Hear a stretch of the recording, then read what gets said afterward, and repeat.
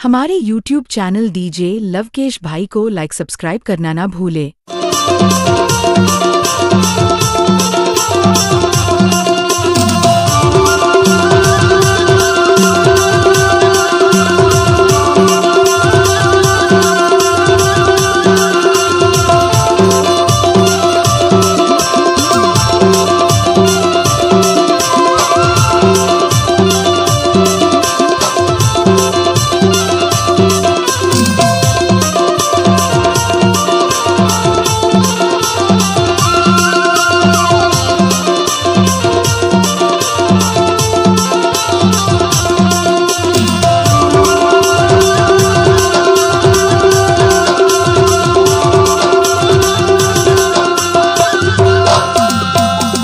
YouTube channel DJ Lavkesh भाई को subscribe जरूर करें।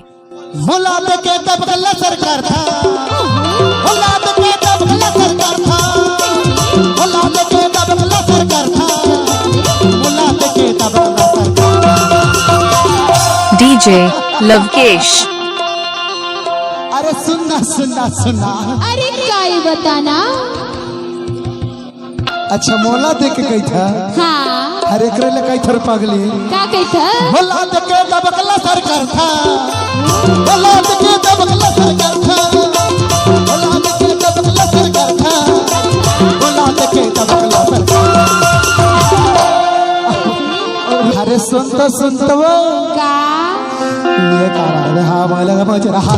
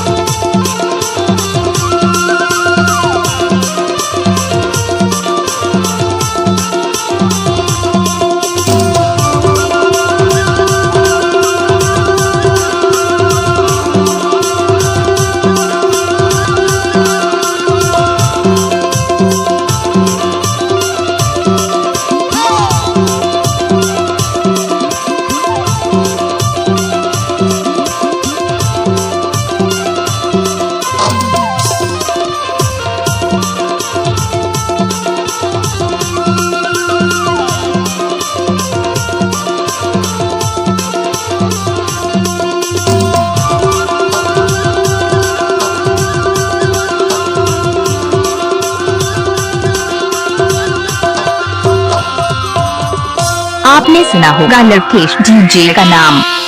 मुलाद के दबगला सरकार था, मुलाद के दबगला सरकार था, मुलाद के दबगला सरकार था, मुलाद के दबगला सरकार।